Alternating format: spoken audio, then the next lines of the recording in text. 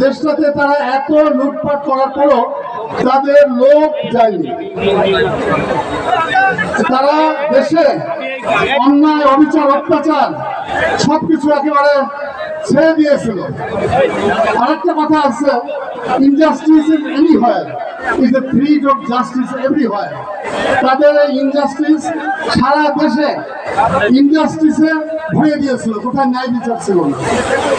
আজ সেই সরকারের হাত থেকে দেশকে উদ্ধারের জন্য বিএনপির নেতৃত্বে অন্যান্য গণতান্ত্রিক দলগুলো যে অগ্নিগর্ভ অসন্তোষ তৈরি করেছিল এবং এই অগ্নিগর্ভে ছাত্র জনতার তাদের অগ্নিশলাকা প্রয়োগ করে আজ এই জালেম সরকারকে একেবারে নিশ্চিন্ত করে দেয়।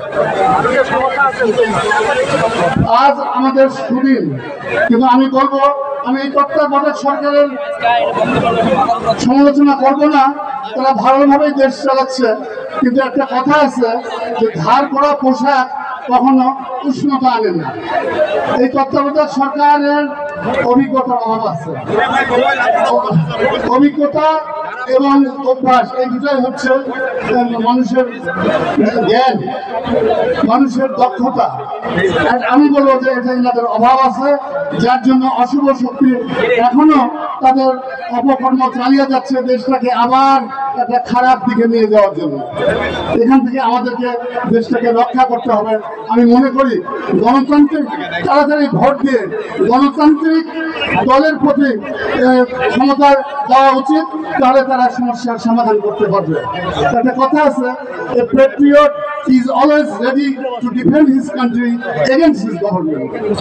আমি আশা করি যে আমাদের এখন একতাবদ্ধ হওয়ার সময় এসেছে, দেশকে বাঁচানোর জন্য আমাদের একতাবদ্ধ হওয়ার সময় এসেছে।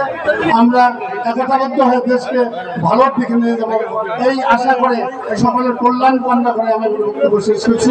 আসসালামু আলাইকুম। ধন্যবাদ। আমরা বক্তব্য সংক্ষিপ্ত করবো। এখানে অনেক বক্তা রয়েছেন।